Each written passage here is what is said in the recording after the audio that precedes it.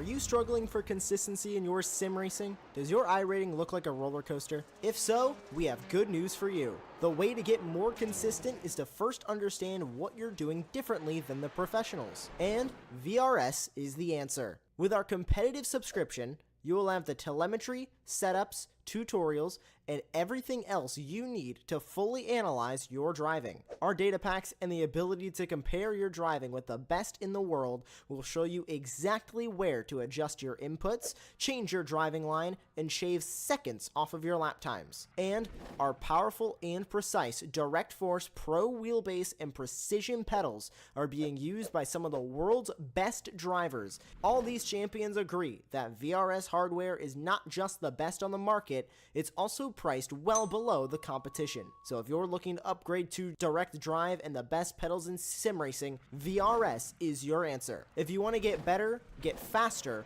and make it happen sooner rather than later, you owe it to yourself to find out why so many people are switching to VRS. You'll be so glad that you did. Visit www.virtualracingschool.com and learn why the best use VRS.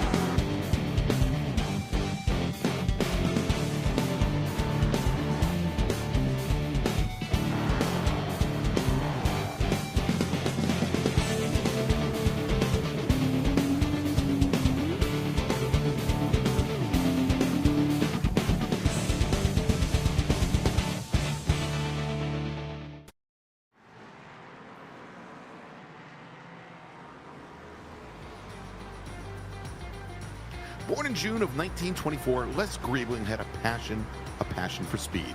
It began when he won his first soapbox derby at the age of 12, and then blossomed as a test pilot during World War II.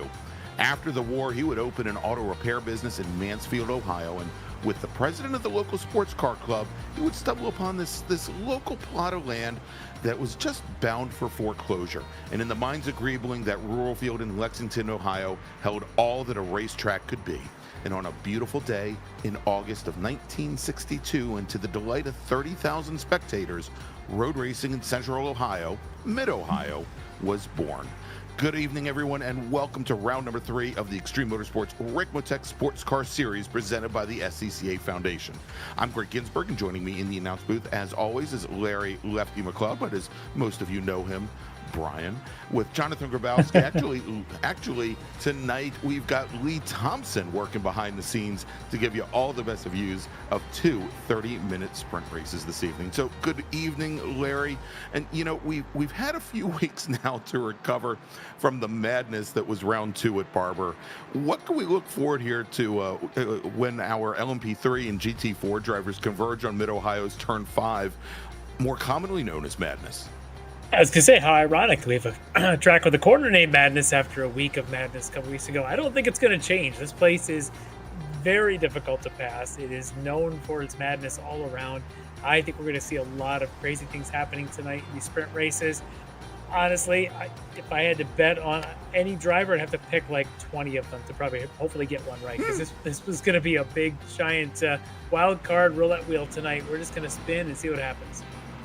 Well, I think that is pretty much all we can do, Larry. And so the Mid-Ohio Sports Car Course over the spring, actually I guess the winter, was repaved in real life. And it is a very different world out there than maybe it is in the sim. The layout has not changed. The curbing hasn't changed in real life, but the grip levels definitely have. This is a track which is notorious for being fairly low grip, which is always a big challenge when you have these extreme camber changes and elevation changes where your hands are practically moving around for the entire 2.25 miles of what is known as the pro circuit, or the circuit without the chicane, which we will be running tonight. But let's do this. Let's turn things over.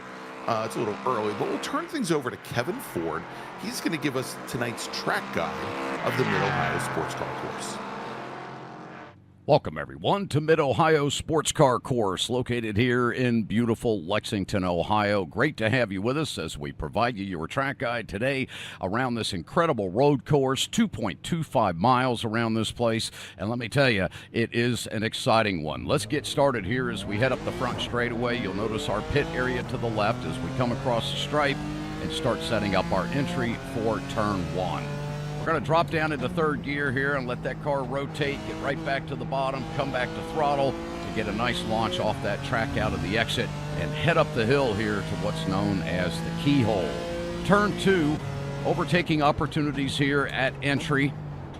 This corner just falls away from you, and then you want to come right back to bottom, get that nice good launch up onto the backstretch here at Mid-Ohio. Very fast section of the track, probably the fastest section. And of course, overtaking opportunities here will definitely take place coming down into what's known as Turn 4 and China Beach. Big, heavy sand area off the left of this corner right there for drivers that missed that brake zone. Now we're up into Madness. This is a blind entry in one of the most famous corners here at Mid-Ohio. Very tricky one. Back to the right through 6 here. And now we're going to head up into the S's underneath the Honda Bridge. Over the crest, down into another blind entry here, or blind exit rather, as we come up over the hill into Thunder Valley. Careful coming to throttle there. And of course, into the final section here, one of my favorite parts of the track. Back to the left, come back to throttle, up into a blind entry here, into the final carousel. Catch this right back to throttle, up into third gear and out of the exit of the final corner and across the stripe. There you go. There's your track guide for beautiful Mid-Ohio Sports Car Course. And thank you so much to Kevin Ford for tonight's track guide of the Mid-Ohio Sports Car Course. And, you know, Larry, I think it is going to be a heck of a lot easier for Kevin there, while he had the track all to himself, much as our drivers are going to have the track all to themselves in just a few moments when we have qualifying start.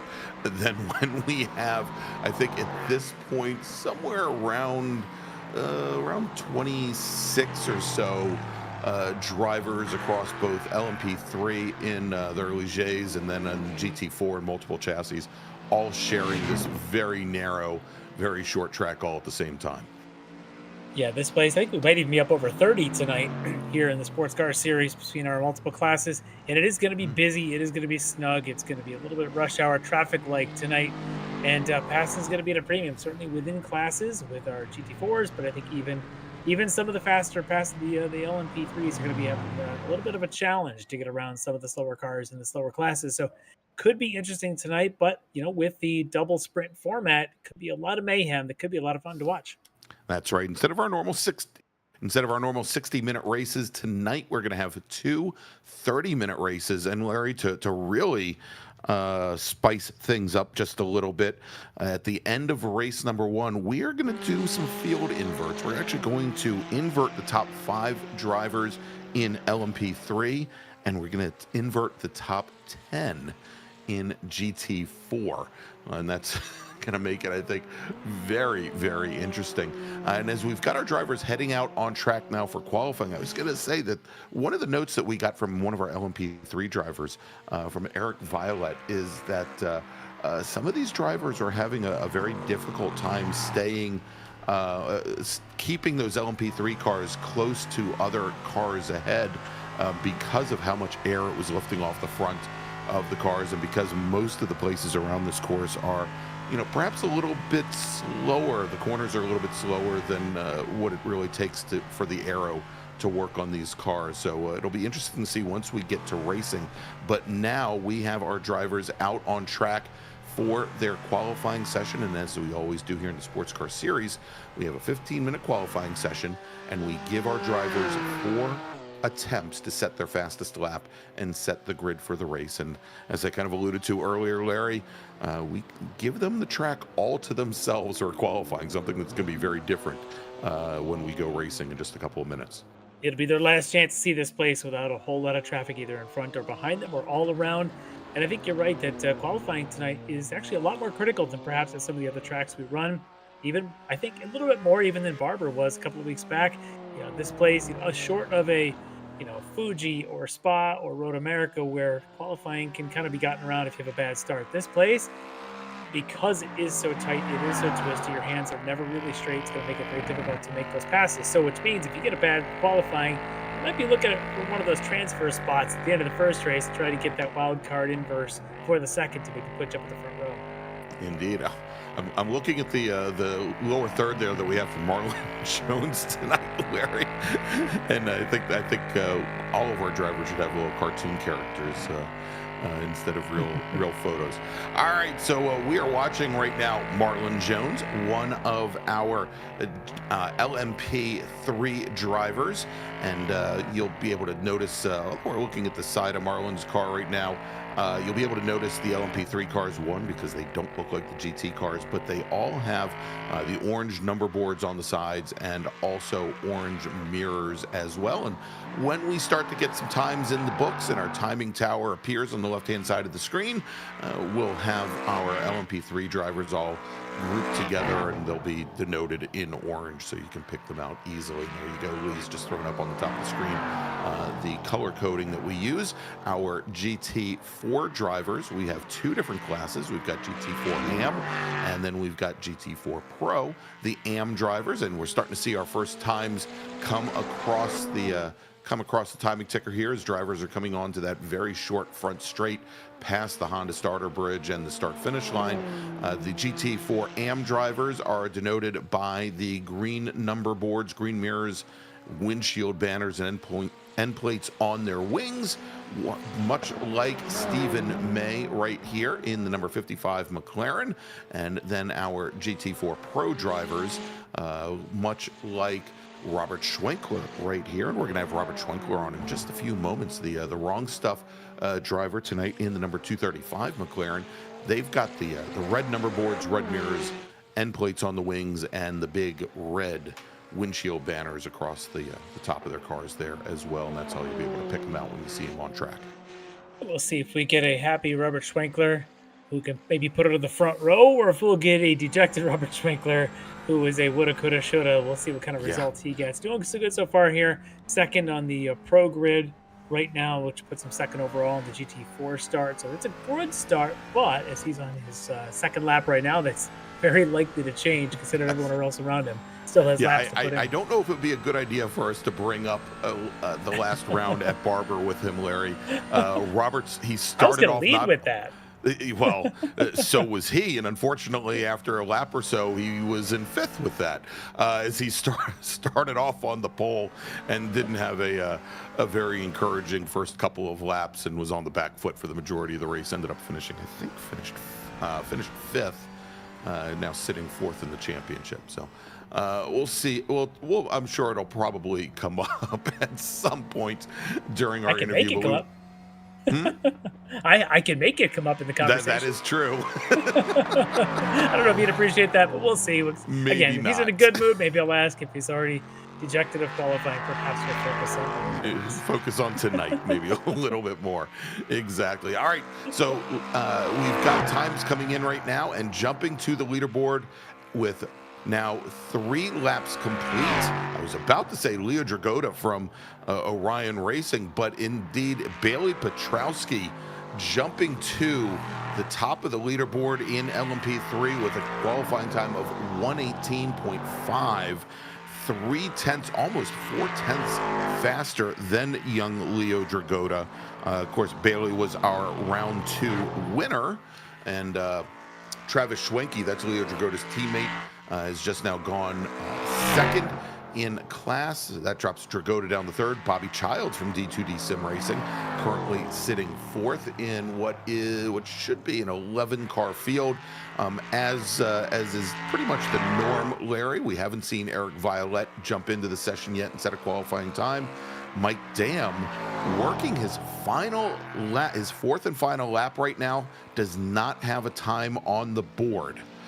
So the number 93 machine, it's going to be awfully critical for him.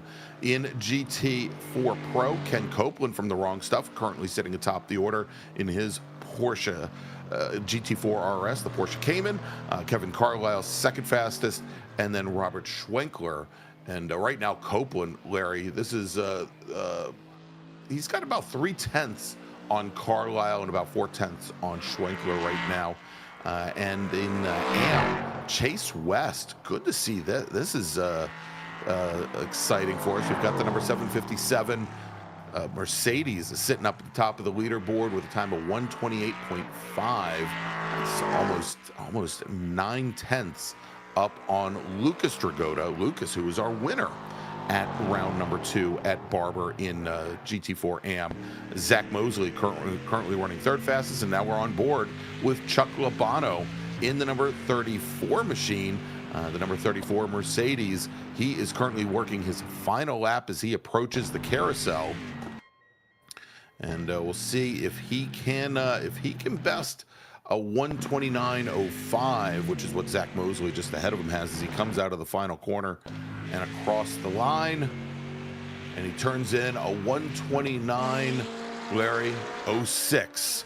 So Chuck Labano is going to start off, well, we do it here, he's going to be, what, 11th position, I think, 11th or 12th now in GT4? I think it's 10th in the GT4s overall, so it should put him on that 5th row.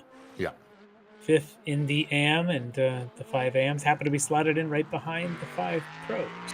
All right, let's jump over to Robert Hartley from Orion Racing. He is currently 7th fast. Well, Hartley's on his cooldown lap. He just completed his last flying lap, and he is going to wrap up qualifying 7th in LMP3. But let's take a look here on his last final flying lap. Chase West looking to improve upon the 1:28.5 that he had put in previously. And as he comes across the line, a 1:28.55. So he doesn't improve, but he was already your fastest driver in AM, 6th fastest in, I believe, sixth fastest in GT4 Pro, or probably And this is GT4 AM. yeah, this is his first race with us here. In fact, so he's a rookie this season, first timer here tonight, and off to a pretty good start there. I'd say making him the fastest of the AMs. Should put him about sixth outside of row 3 on the grid. So see how he does at the start, but it's a good place to start in the first race ever. Yes, it is. So great run there for Chase, and he is racing for Aerokinetics. It's been a little while since we've had an Aerokinetics driver here with us in the sports car series, and he's out of the Washington D.C. area, I believe, living over in Virginia, near my old home. As we're now watching David Klimovich. I'm sure the Klim Club here, and all 80 or so of them are here, Larry, in the chat right now. Klimovich currently 14th in the AM, and he is working his final lap here in qualifying. Let's take a look, and we'll see how he does, and then we're going to jump over to Robert Schwenkler, who is sitting in the chat, or sitting in the green room, ready to talk.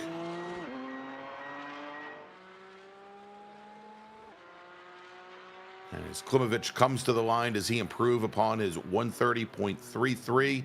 He does, and Larry, he jumps from 14th in AM to 9th in AM. That is still going to jump there. Yeah, it's a huge jump there as he got past Ruddick, Brockway, Doran, Casey, and Sebring as well.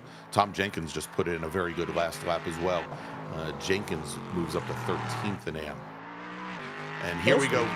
Why don't we get at least a lap or so from Eric Violette, and then we'll jump over to Robert Schwenkler. Violette typically waits until the very end of the qualifying session and sees, kind of sizes up the competition for the evening before he goes out for qualifying. And he's talked before about how the temperatures often drop during the session, and he's looking to get the best track temps as well. So interesting strategy. We'll see how that goes. It's going to be a tough run tonight. Petrowski's quick. Dragotta just right there alongside him. And then Mike Dam, Dragotta's teammate. But what about Violet? Can he join his teammate Petrowski up there? Not quite yet. He moves up to 4th. Though. Yeah, puts him on the outside of row 2. Exactly. And he thinks from watching him in practice that the two Orion racers have a little bit more aggressive aero setup on the car. Where he's going for maybe a little bit more stability, knowing that these, that these corners are maybe a little bit slower and doesn't need all the additional downforce on the wing. So we'll see how this plays out for him. But let's do this. Let's bring in Robert Schwenkler. He's from the Wrong Stuff Racing, drives the number 235 GT4 Pro McLaren. Schwenkler's joined us here tonight pre-race, and Robert, looks like you got your qualifying in. I think you're right there on row 2. Are you ready for the madness of madness and all the other Mid-Ohio corners? I hope so. I've turned a bunch of laps out here, so I feel prepared. As long as I can get through lap 1, hopefully everything will go well. Well, it's funny. We did mention that a minute ago that your lap 1 at Barber a couple weeks ago, it didn't exactly conclude the way you were looking for. Is that a lesson learned now? You got a different strategy tonight on how to get through the pack, get through that opening lap? Yeah, I think I did so much race practice over the past week because of the official lining up that, hopefully all those lap 1 jitters are no longer going to affect me or my teammate. Put the voodoo on Kevin this week, hopefully. That's always good. Put the voodoo on your teammate that you'll be just kitty corner from. I think he's up there in the front row. But it's going to be interesting to start. We got a huge field tonight. It looks like there's about 20 of the GT4 cars tonight on this track. Do you think that's a big field? Is that going to make for some interesting moves as difficult as this place is to pass? Yeah, I think it's all going to depend on those early moves, because after that it's all just it's really hard to get around here. I think traffic will come into play at some point when the LMP3s come around. So yeah, it should be interesting. I think it's going to be a challenge for everybody tonight. And the track is incredibly hot for some reason, so that's going to add to it. As for watching Eric Violette and his LMP3 spin, in fact, likely with hot track conditions down there. Coming right over turn 9 and around the rear end goes, yeah. So it's definitely something to be aware of, and it's good you're paying attention to those little details as well, as opposed to just waiting for the spin and then going, oh yeah, track was hot. But exactly. That's good preparation there. These pre-race interviews lately, they've been asking folks, what do they do outside of sim racing? So what keeps you going when you're not sim racing with us on Monday nights? I have two boys that keep me busy, and my girlfriend has 4 girls. So between 6 kids, that keeps us entertained most of the time. Brady Bunch. How do you find any time to actually do sim racing with six kids around? I mean, my kids are moved out. I barely have time to jump on the sim. I can't imagine with 6 kids around the house. What age ranges are we talking? 12 to the oldest is about to go into the Navy. So wow. Oh wow. Busy times in your house. So yes, that's sir. Awesome.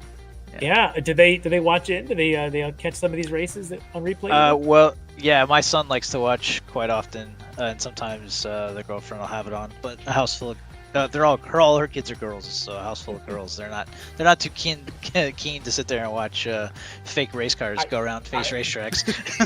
at least one of maybe one or two you can get on announcers, this. Yeah, maybe a couple of them you can get interested in this thing. It'd be great. But hopefully they'll be cheering you on tonight, even if they're not actually watching. Maybe in the background somewhere they'll be saying go go go. But good luck tonight, and with any good luck here, maybe we'll get a chance to talk to you later on. I hope so. Thanks so much, guys. Appreciate it.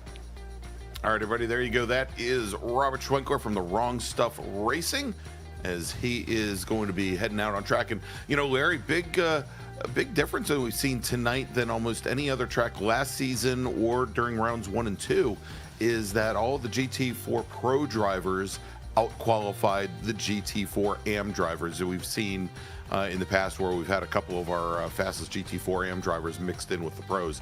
Not so much tonight. All right, let's go through our starting order tonight. And Larry, for those of you, for you and for everybody else who are aficionados of iRacing at Mid-Ohio, we are going to be using the starter stand on the long straight that runs out of the keyhole down to turn 4, as opposed to the one on the very short front straight leading into turn 1. All right, so let's run down the starting order. Your pole sitter tonight with a qualifying time of 1:18.382 from D2D Sim Racing, Bailey Petrowski. Leo Dragotta from Orion Racing will start on his left. Then we've got Mike Dam from Orion. He's going to start on the inside of row number 2 alongside Eric Violette from D2D Sim Racing. Tyler King from Aerokinetics will start on the inside of row number 3 with Travis Schwenke starting 6th. Then we've got Bobby Childs from D2D. He's going to start 7th tonight alongside Orion's Robert Hartley. Baron Glover from The Wrong Stuff Racing is going to start 9th with Marlon Jones from Leadpaw starting on the outside of row number 5. And then our sole racer in row number 6 for GTP is going to be Aaron Beaver from Rockefeller Racing. All right, on the GT4 side tonight on the pole position, it's going to be Ken Copeland leading the way there. On his outside, it's going to be Kevin Carlisle. On row 2, it's going to be Robert Schwenkler and Mariana Barrios. Row 3, Jeff Jacobs. And we're going to have, I believe, the paired up with Jeff. The fastest of our AM drivers should be Chase West. On the row behind them, Lucas Dragotta and Andre Wedderburn. Behind them, Zach Mosley and Chuck Labano. Then we've got Sean Ankney, Dale Maxwell, Stephen May, David Klimovich, Chad Sebring, and John Casey, Logan Doran, Tom Jenkins, and then finally Greg Brockway and Russ Reddick. All right, so there you go. There's the starting order. And, of course, tonight, as we always do, we're going to have a real-life starter given the commands. Tonight's race stewards are provided by the SCCA Foundation. The SCCA Foundation provides funding for the SCCA Academy, training the next generation of race workers and volunteers that make real-life road racing events possible. Visit the SCCA Foundation at sccafoundation.org for more information. As our LMP3 drivers coming down that back straight, waiting for the start command, as they now enter the start zone. And there we go. Green flag is now in the air, and we are off and away here at the Mid-Ohio Sports Car Course as Bailey Petrowski, he's got the inside move and already now, well, for a moment, it looked like he was going to slot in behind Petrowski, Larry, but we've got Leo Dragotta is going to try to go the long way around the outside and maybe come underneath Petrowski at Madness. Cannot get that pass done, but we've got Violet and Dam side by side as they come down the hill as our GT4 racers now get the green flag as well. Yeah, we'll get back with that LMP3 group in a minute, but right now it's the 15 of Copeland leading them way into the first time around. I think right behind him might be Schwenkler. I think both the Rungstofs might have taken over the front two positions right there in this opening couple of corners. Barrios right now on the outside. I think he's got Jeff Jacobs up the inside, who had a little issue there and a whole bunch of accordion going on. Yeah, I think it was Andre Wedderburn had the rear end step out on him going through turn 4 there, and gets actually down to turn 6, gets awfully loose there as our GT4 racers come up out of turn 9 through Thunder Valley here for the first time. Jeff Jacobs in a real tough battle there. That is with Chase West, who's our AM category leader, and he's got West and Lucas Dragota side by side behind him, battling for the lead in AM. Yeah, the lead in AM right now under attack there. Lucas looks like he took the opportunity to duck in underneath the back of Jeff Jacobs and follow him around the carousel. Great move there as we flash to the front of the LMP3s. And now it's Dragota behind Petrowski. Petrowski must have leapfrogged back in front of him. Now the Dragota and his teammate from Orion should be Mike Dam there right behind him. The two of them, second and third behind Petrowski. See if they can keep pace with him here in the early stages. Bailey has been lightning quick in every round so far, coming into tonight with 2 wins, trying to make it 3. And remember, earlier in the season, he told us he's got conservative setups. He's been focusing on his racecraft, focusing on his strategy. Here you go, doing a good job executing lap 1. All right, now coming down into turn 4, up the hill to Madness. Lucas Dragota, who's gotten around, well, we've got Zach Mosley beside him, but Chase West falls back in the 4th position in AM, and Jeff Jacobs still leading this train of AM racers. He is Jacobs is sitting at the tail end of the pro field, and he's got 15 AM drivers all lined up right behind him in his mirrors. He will definitely be a bit of a slowdown for anybody behind him, but it's great, making a great race there behind him with Lucas and the rest of the gang sort of stacked up. All right, let's jump back over to the GTP for a moment here as Mike Dam takes over the point from Lucas Dragota. He's going to take a shot now, see if he can get up the road a little bit closer to Bailey Petrowski. The last lap by, Petrowski was almost 0.4 of a second faster than 2 D2D racers. And, you know, Larry, again, it was talking to Eric Violet earlier where Petrowski said he was having issues getting within about a second of the cars ahead. This is exactly what he wanted to get some clean air ahead of him here to maybe open up a bit of a gap before he gets up to that traffic and starts to have some of those aero wash issues. Again, Petrowski saying that the main issues were one, aero wash on the front of the car, but also because of the speeds that they have compared to the GT4 cars, actually issues hitting his marks and getting the car turned in for corners. So the more gap he can open up early, the better off. Yeah, I think so. Well, not much of a gap going on here at the front of GT4 Pro. It's still Ken Copeland leading the way. Our pre-race guest there, Robert Schwenkler, right now attacking from the 2nd spot. Kevin Carlisle sitting in 3rd. But it's a pretty good run also, and this pack continues here with Lucas Dragota, now Mosley, Labano, and West there behind them. But they're all stuck behind a very wide BMW. Look at the train of the AMG Mercedes. They're all in that Mercedes behind that one BMW there of Jeff Jacobs. Yeah, and I think this also belies, Larry, how difficult it is to pass here at Mid-Ohio. Well, it's the double whammy. It's a difficult track, and it's a difficult driver to pass, as we know that Jeff Jacobs has that reputation as being a very wide car, and they're just going to be shuffling behind him. That's Dale Maxwell further down the pack. Started this lap in 7th, trying to duck underneath the Porsche of David Klimovich. I think he's going to hold that position there. Klimovich going to try and go up and under. Try to get the inside line at the bottom of the hill. Klimovich did get a good run, but what we've seen so many times, Larry, is that in many cases it's more beneficial to have the outside line here coming into turn 4. If you can run around the outside and you don't overbrake, you can actually make the pass coming up into Madness. Yeah, exactly. You want to be on that inside there and take that tightest corner in the tightest line if you can. And if that means you can get a pretty good run down through 4, really puts you in that good position. So as we get late in the race, I think we'll see some of that at this stage. Drivers probably just sort of jostling for position now. When you get later on, we get into that 25-minute range, and you might see somebody definitely doing that. This is Wedderburn again having an issue. This time he's slow down around turn 9. Yeah, and so Wedderburn gives up positions to Chad Seaburn in the 199 Mercedes, and now Tom Jenkins in the number 68, the 68 Aston Martin getting by as well. Tough track. All these elevation changes through the apex make this place really dangerous if your cars all even slightly loose. Try and keep an eye on it. I wonder if Wedderburn's struggling with that right now as we got the camera on Jenkins right in front of him. Yeah, I think probably, Larry, the saving grace here. And let's jump back and take a look here at Wedderburn and see where he got a little loose. Yeah, right there through turn 8, and ooh, big power slide there through turn 9. And that's about the best thing there for Stephen May that was on his inside. May in that McLaren.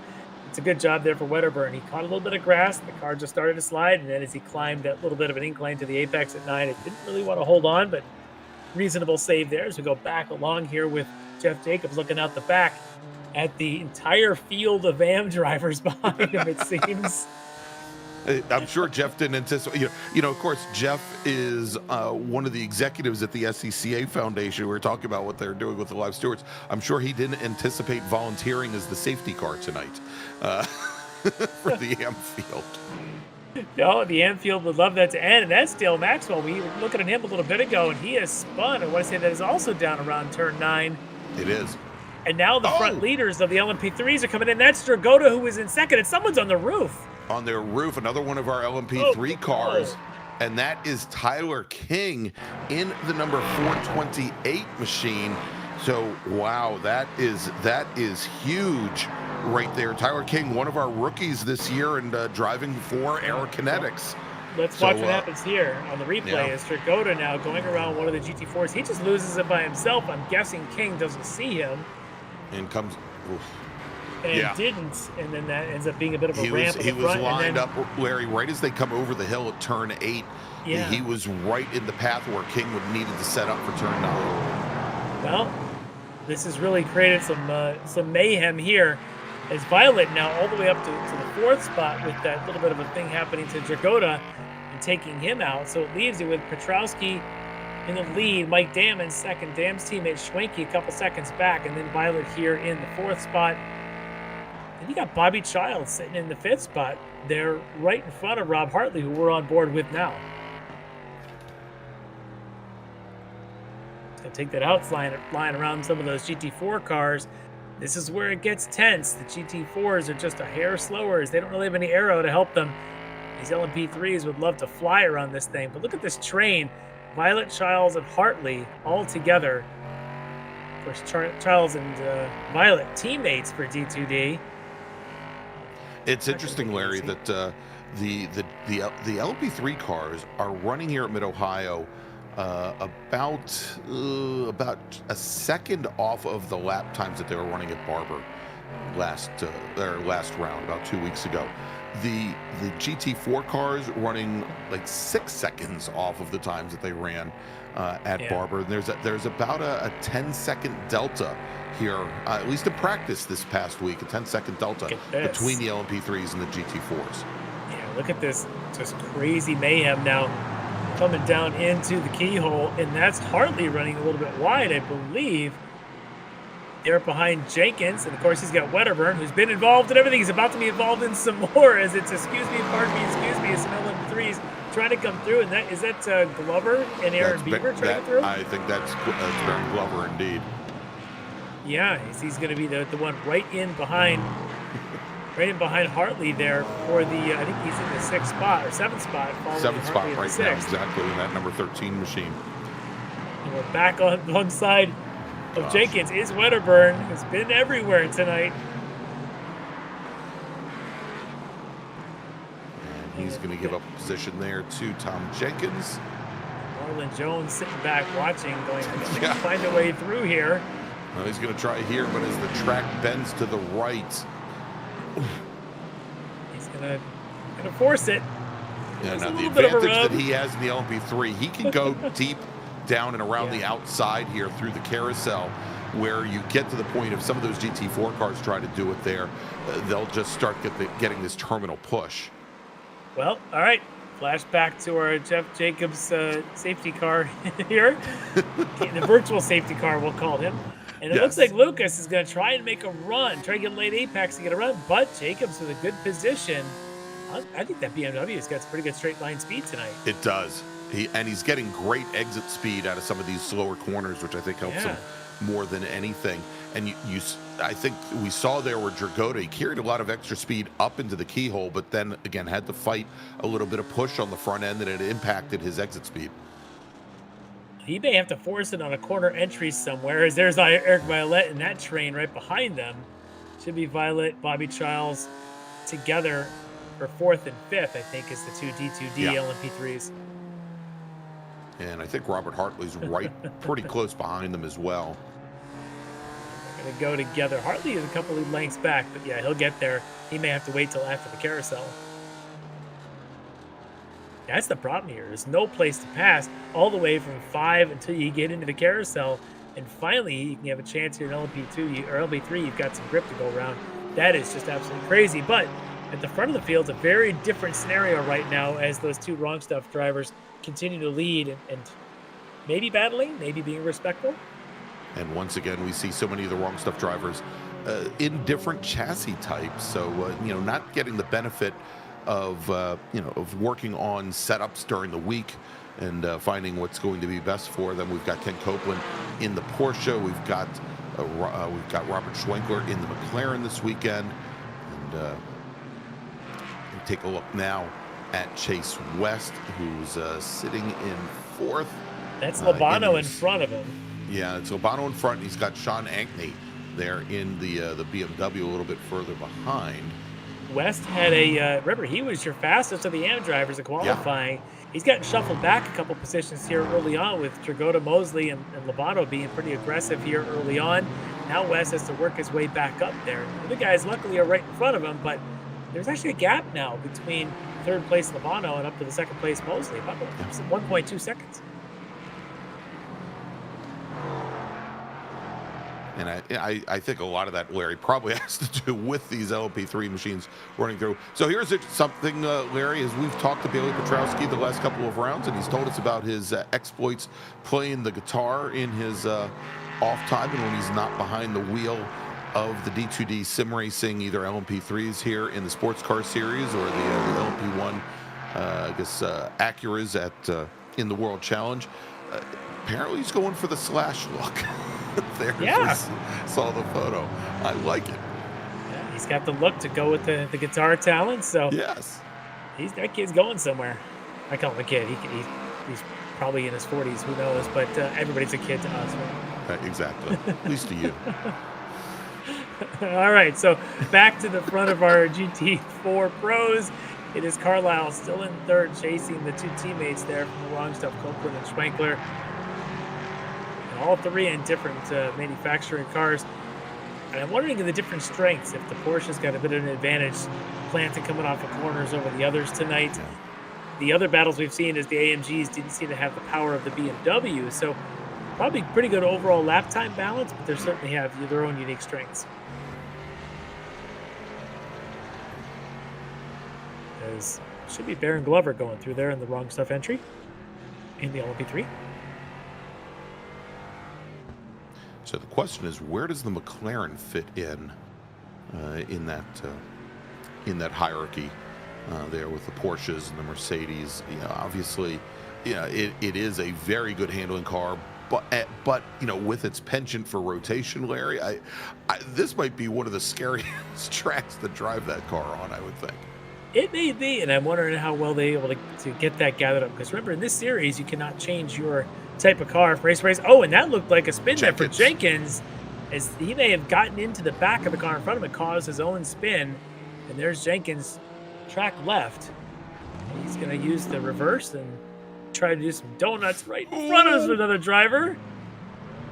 Yeah, we saw somebody coming right underneath him. I think it was Brockway that was coming through. And that's all down in the carousel there, right before the front straight. Little replay here as they're coming up through 11. It looks like my guess here is late on the brakes, and he touches the back of that Mercedes in front of him and takes the brunt of the issue there. Yeah, so not any damage. Say probably got out of the throttle and had the weight transfer to the front rear and go around. Here we go, the two Mercedes side by side again, Larry. This is West and Labano once again. West on our left, on driver's right, and then there's the Frito Sport entry of Chuck Labano. Yeah, this is good stuff. This is really good stuff. On the inside, all the way from 5 is West, or Labano, excuse me. Labano now on the outside is to go around 9. That's where you want to be on the inside, and that's what West has. West takes that position. Now, again, West was the fastest of the AMs in qualifying. How fast is he with, we'll call it 11 lap tires under him? Can he gain back up to where the current leaders are, Jagoda and Mosley, about 3.5 seconds up the road? Or does Labano take the fight back to him? And so we are a little bit over halfway tonight in our very first race. Again, 2 30-minute races, and we're going to be inverting the finishing order. The top 5 cars in LMP3 will get inverted. The top 10 GT4 cars will be inverted from their finishing positions in this first race. As we take a look at Bobby Childs, a good run so far by Bobby, which means I'm probably going to jinx him. He is running 5th, started 7th here tonight, and obviously was a beneficiary of young Leo Dragoda's misfortune early on. It looks as though Dragoda is still in the pits getting repairs. He's actually in the chat. He's then, watching in, yes. Oh, he's spectating now for the next 12 minutes. Okay. He'll be, I'm sure, in round 2 tonight. Yeah, I would expect him to be in round 2. And Tyler King looks like he may have exited the pit lane now and gotten the number 428 Aerokinetics machine underway. So Colton now able to open up a couple of car lengths on teammate Schwenkler. 1.1 is the measured gap, but it's clear that he's hit a couple of corners a little quicker than Schwenkler did there. Now that leaves Schwenkler probably not with an extra aid of draft to pull him. He's going to have to defend all by himself with Carlisle behind. As we flash back to the AM pack here, that's Chad Sebring and that Mercedes. Yeah. Sebring just had a moment, Larry. He did. And, let's see here. Again, coming down out of 8, going into 9. That looked like Wedderburn's moment earlier in the race. And exactly. The same recovery almost right in front identical. of Wedderburn. And right in front of him. So Wedderburn says, hey, I've done that. Too bad we can't do a split screen and see who did it better, Larry. That was pretty good, though. I got to say. Sebring's slide was solid. He was full power all the way to the edge. And the fact that he did it in front of Wedderburn, I got to give an extra 1/10 of a exactly. point. He gets 4.1 out of 5 stars for that one. That's right. All right, so Lucas still leading the AMs. Now with just a couple of car lengths behind him to Mosley, and about, we'll call 5 lengths or whatever to the 5th place in the pro class, Jeff Jacobs. If we have a second, Lee, I just wanted to quickly we'll go over the points standings as they are after 2 rounds. We'll start off with GT4 AM, where we mentioned Lucas Dragoda took the win on the last round, where Chuck Labano finished 2nd and Zach Mosley 3rd. Dragoda, currently your points leader in AM. You see there by 16 points over Neil Weston. So Weston, I'm sure, looking to move up a little bit here. Chuck Labano 3rd, and then David Klimovich for Slow Bros sitting in 3rd position, but only 1 point separating Weston and Labano here after 1 round. In GT4 Pro, where Kevin Carlisle took the win at Barber, Mariano Barrios 2nd, and Chris Thorman 3rd. We have Carlisle sitting atop the leaderboard right now by 12 points over Mariano Barrios, and then only another 2 points back to Chris Thorman. Jeff Jacobs just a little bit further back in 4th. And as you mentioned, Larry, in LMP3, Bailey Petrowski took his 2nd win of the season at Barber Motorsports Park. Mike Dam finished 2nd. Petrowski's teammate Eric Violette finished 3rd, and that puts Petrowski pretty commanding lead there, 16 points over Mike Dam, and only a single point separating Dam from his teammate Travis Schwenke. Eric Violette sitting only 3 points back from there. But again, very early on in the season, all of our racers this season will have the opportunity to drop 1 race, their worst race of the season here. Well, tonight will be interesting with this double. I believe we do take what do they take? It's a half points for each. It's half points for each race, yes. Yeah, so a couple of good finishes. If you could be top 3 or 4 in your class both races, that's got a shot of getting max points here tonight. So that's the target here. Now Petrowski, he's had a couple of good wins, but tonight's going to be a little bit harder as Mike Dam continues to close here. But every time they get up the traffic, Petrowski's waiting and going by. Mike Dam, not so much waiting, as he's going to go right by Jeff Jacobs. No, not at all. Dam a little more aggressive there in the Orion entry than the D2D of Petrowski. He's right up at the back, but it was the race notes that we got from Eric Violet that said one of the challenges in these LMP3s is the arrow. You mentioned that earlier, that the closer the Dam gets, the worse the arrow gets behind Petrowski. So that may make it very difficult, but nothing's impossible.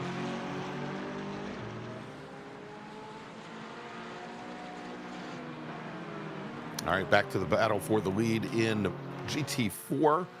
The two wrong stuff racers, and look at that, Kevin Carlisle. He's right in this as well. Only a couple car lengths back in his Mercedes from the two wrong stuff racers, as they have all seemed to they've broken away at this point from Mariano Barrios. Barrios, what, Larry, about 7-8 seconds in arrears at this point. Yeah, and he's kind of back there by himself, really no one around except maybe some lapping cars there. You can see he's got a couple of the LMP3s coming up behind him. In fact, those are the leaders, I believe, coming up behind him, but that's it. He's really got no friends to play with right now. No, it may be a friendly neighborhood, but he's got no friends. Yeah, but that is the lead, and the LMP3 is going by Petrowski and Dam. Dam refusing to get caught behind a GT4. Petrowski probably trying to use them all as a pick every time he comes up to one. See if Dam can get an exit of the keyhole and get down to 4, and there's going to be more traffic when they get down, probably around that 7, 8, 9 complex.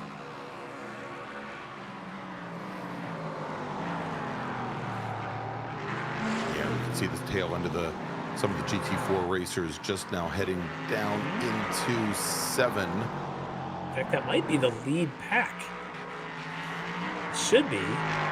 Copeland, Schwenkler, Carlisle. 1574, yeah, that is the lead pack directly ahead of him, Larry. That is, especially if they had just gone past Barrios, that's going to be Copeland, Schwenkler, and Carlisle. Yep, there they are, and it looks like Petrowski, good opportunity here to get around them and maybe, just maybe, put someone between he and Mike Dam. This is the tightest section of the course right here, bar none. Yep, good job by Petrowski. Dam as well to make sure he got a good exit there. Staying aggressive, Petrowski gets in front of Copeland, the GT4 leader, as they go through 1. Mike Dam did a good job of trying to time that exit. So Petrowski gets a couple extra car lengths. He can breathe. 3.5 minutes to go. Should be a couple more laps. That maybe is enough, but it's never over. This place has still got a lot more cars to pass and a lot more opportunities for Mike Dam.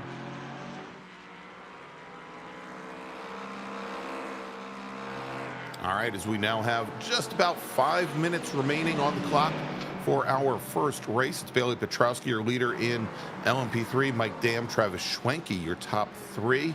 Eric Violet sitting just off the podium in 4th. And remember, the top 5 get inverted in what is an 11-car field. So right now, Larry, if things were to end as they were, Bobby Childs would be your pole sitter for race number 1 with Eric Violet, his teammate, starting right next to him. In GT4, it's Ken Copeland, Robert Schwenkler, Kevin Carlisle, with the top 10 getting inverted. Cue the David Klimovic would be your pole sitter. Yeah. Well, that little battle we were just watching there a moment ago, that was Robert Hartley chasing down Aaron Beaver. So Hartley must have got in behind them. Beaver able to get around. Baron Glover also must have, because Glover's up into the 6th spot. But this battle is got to be winding down as we're down inside the last couple minutes here of the first sprint, and Schwenkler still holding that 2nd spot. Carlisle maybe starting to apply a little pressure. And Larry, just got word, came across the radio, Dale Maxwell, who we're on board right now with, was just assessed a drive-through penalty. Didn't hear for accident responsibility or incident responsibility. I'm not sure who that incident was with, although I do see Stephen May sitting in the pit lane right now, and I know they were in similar positions on track. Let's see. I think Lee's got, well, let's take a look and see what we have.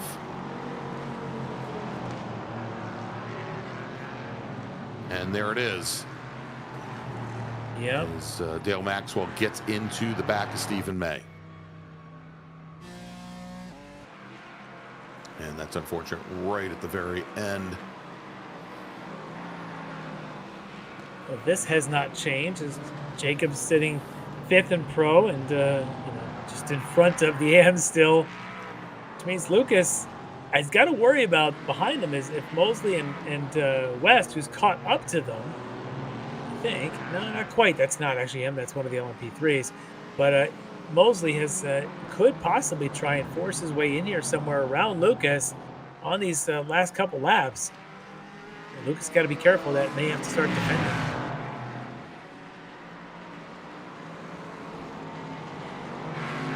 Maybe one of those spots down into this carousel. You could try a couple lines.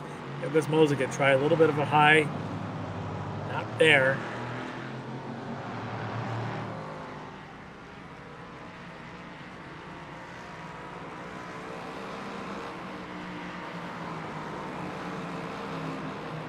Goda really has to watch those mirrors now. Previous to this, he could just sort of watch the back of that BMW, look for opportunities. But now, as we get down to the last maybe 2 laps or so, Mosley could start to get aggressive. Yeah. Going to go deep into the keyhole, try to get a run. Yeah, I mean, knowing how difficult it's been for any of these drivers behind him to pass, he's had a little bit of protection because essentially they would have had to get not only around Dragotta but around Jeff Jacobs as well. But certainly now with only a lap and a half or so remaining. Yielding to that LB3 car may have helped him a little bit. So he's lost a couple car lengths to Lucas there in front of him. But it's going to tighten up right here again. Larry. This right here is where Lucas and Mosley both, I think, are quicker than Jeff Jacobs, but it's just an impossible place to pass here through the 5, 6, 7 complex into these S's.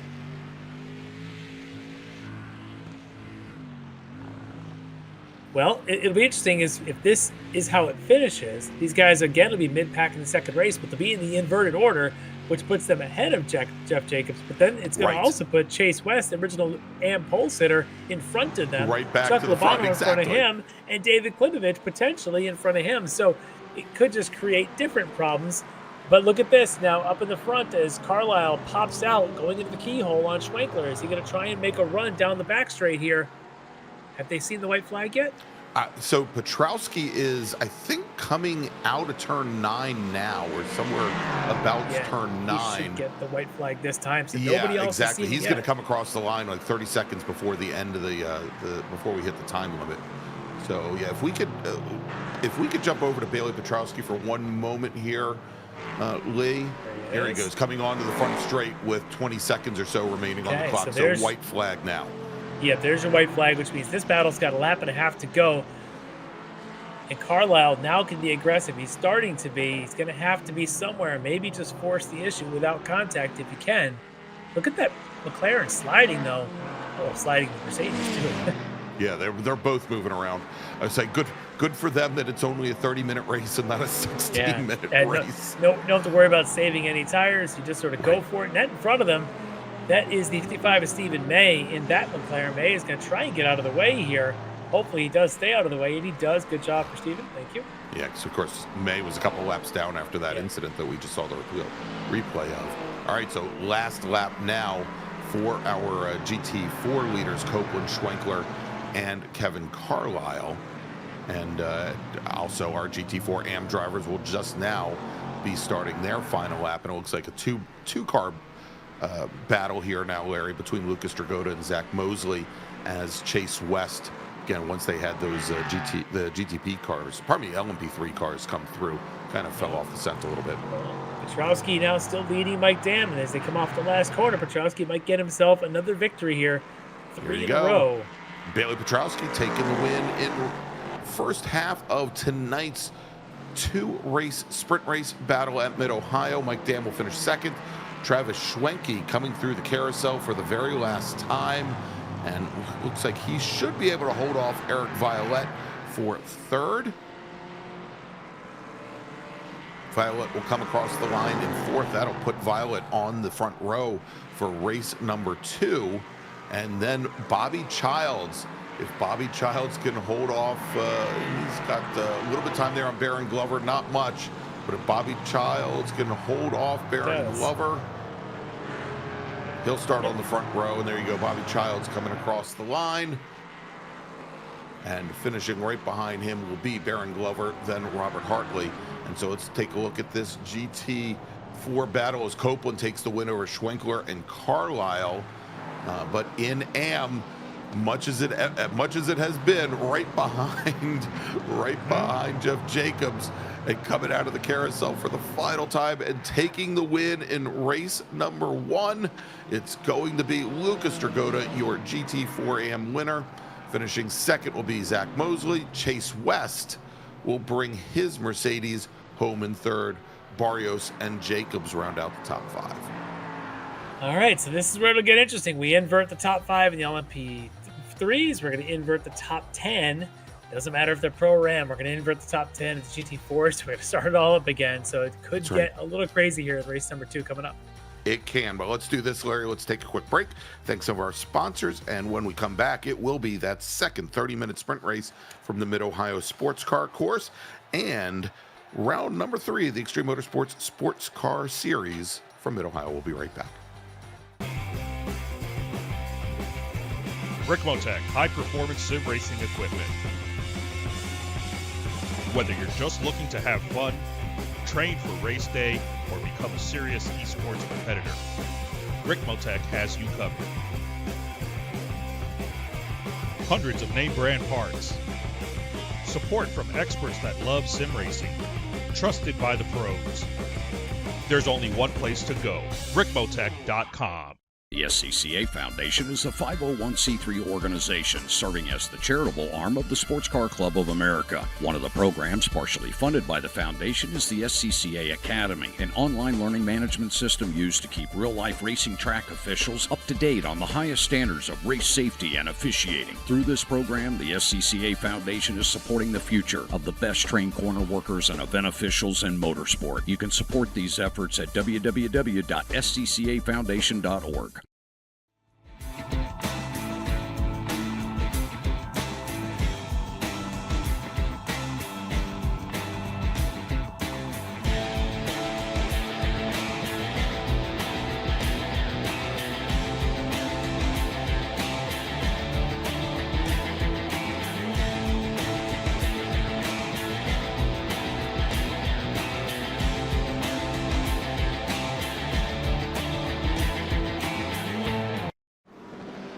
The search is over. The most comprehensive league scoring solution is here, with the ability for multi-level championships, custom incident tracking, post-race time penalties, support for heats, drop weeks display, multi-car team scoring, advanced web widgets, rookie championships, a custom paint system, and load those results in seconds. Visit extremescoring.info today. Ricmotech high-performance sim racing equipment. There's only one place to go, Ricmotech.com. And welcome back to the Mid-Ohio Sports Car Course, everybody, and the Extreme Motorsports Ricmotech Sports Car Series presented by the SCCA Foundation. And Larry also wanted to mention here that Ricmotech has really stepped things up this season for the Sports Car Series, and to support our drivers, they are going to be providing $100 in Ricmo bucks to be given away at the end of the season based on a random drawing, and those Ricmo bucks can be spent on purchases at Ricmotech.com. So I want to thank them, and I'm sure our drivers are very appreciative of that opportunity to win that prize as well. Yeah. All right, so we've got a couple of minutes, about 3.5 minutes before our next race starts. And Lee, I don't know if it's possible. Can we still put the finishing order up from that last race? There we go. Excellent. All right, so let's take a look, Larry. Taking the win in LMP3 was Petrowski with Dam Schwenke third. We are inverting the top 5 So it should be Bobby Childs and Oh, Eric boy. Violet on the front row, Schwenke and Dam, and then Petrowski will start back with Baron Glover, I guess, on row number 3 in LMP3. And then in GT4, we have, well, we show the top 9 here. It should be Klimovich. Yeah, there we go. Exactly. Yeah, I think Klimovich was the last one in the group.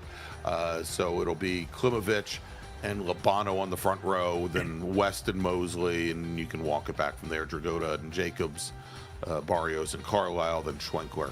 If I'm Lucas Dragotta right now, knowing that I'll be in front of Jeff Jacobs, I will be doing everything I can to make sure it stays that way there. Exactly. for the opening lap. Because if you're on the inside, Jacobs gets a run around the outside. He could put himself right back in front of Lucas, and then Lucas might lose sight of his classmates there in front of him. Exactly. Lucas, it's critical to that get he around gets that ahead on very the start. difficult Exactly. fast car. So we will see how that plays out. As, And again, half points awarded for each half of the races tonight. Exactly. Yeah, and so last season what they did is they actually counted these as dual rounds. But what is happening here is it's just a single round. And so last season, I believe we had racers could drop their 2 worst performances over the course of the season. This season, they can only drop 1. All right, so Larry, we're going to have our racers starting up, and I think here in just a moment, I think we went through the starting order previously, but what we're going to see is a bit of a Mexican hat dance here, as the drivers are going to be. Mid-Ohio always has that. Mid-Ohio on iRacing always has that very short pace lap that starts off in Thunder Valley, and all of our racers are going to have to get their order manually changed before they come out of the keyhole and start going down the back straight. Let the audience know that often the stewards in this race, they don't let the sim dictate the inverse order. They actually do it manually. Right. So they'll get gridded based on iRacing order, which is finishing order of the first race, and then they will just call them out and then move around. It just takes a couple seconds. We'll get that sorted out. What we can tell you is I can look at the race 1 results, and I can tell you exactly where they are going to be in this order. So in the LMP3s on the pole on the second race here is going to be Bobby Childs, and alongside him, his DTD teammate Eric Violet. Second row is going to be all of the Orions. It's going to be Travis Schwenke and Mike Dam. And on row 3, it's going to be on the inside, Bailey Petrowski, the outside, Baron Glover. Row 4 should be Rob Hartley, Aaron Beaver. And then on row 5, Marlon Jones and the LMP3s. And I could quickly hit the GT4s as well. The pole sitter for the second race, cue the Klim Club, David Klimovich, going to be on the pole there. He's an AM driver, and he's going to have a whole bunch of them right behind him. He's going to have Chuck Labano alongside, and then behind him, he's going to have Chase West, Zach Mosley. Row 3, Lucas Dragotta on the inside as an AM driver, and then your furthest ahead of the pro drivers is going to be Jeff Jacobs on the outside of row 3. Behind them, Mariano Barrios, Kevin Carlisle, Robert Schwenkler, Ken Copeland, and then we're going to go to Sean Ankney and Andre Wedderburn, who actually had a pretty good recovery considering his drama there in the middle of that race. Chad Saber, the other one with the big sliders, will be behind them with Russ Reddick, Dale Maxwell, Logan Doran, and Tom Jenkins. Tom Jenkins. I thought I'm hungry for a hamburger. Yes. Tom Jenkins and Greg Brockway behind them. John Casey, Stephen May, Tyler, and then actually I've got Tyler King and Leo Jagoda listed at the bottom here. I apologize. They're actually going to be at the back of the LMP3 field, field, but because they didn't finish the race or didn't finish on the top 5 laps, they're shown in my list at the bottom, but they will be at the back of the LMP3 group, which Leo, remember, was on. And we've got the drivers gridding up now. The one critical thing, Larry, is they cannot get near the start-finish line on the short front straight. Otherwise, the clock will start running for the race. So they're also trying to get all these orders switched up in a very compressed area on the track here. So it'll be interesting because the clock, as I see it in the sim, is counting. We'll see if it resets when they actually see a green flag. It's counting as the formation lap, okay. But the time on the race has not started yet. And what's interesting is the way that they set up the sim. If you're familiar with the boring things of admin of sim races, is they actually set this last race to be an invert all, which means the entire field is inverted. So what they actually have to do is they have to uninvert the back half of each field to then set the rest of the grid. So little bit of work there for the admins. There's we've got about 30 cars here tonight, so 31 I think in the sim. So we'll get that sorted out. Yeah, it looks like we're almost there, Larry.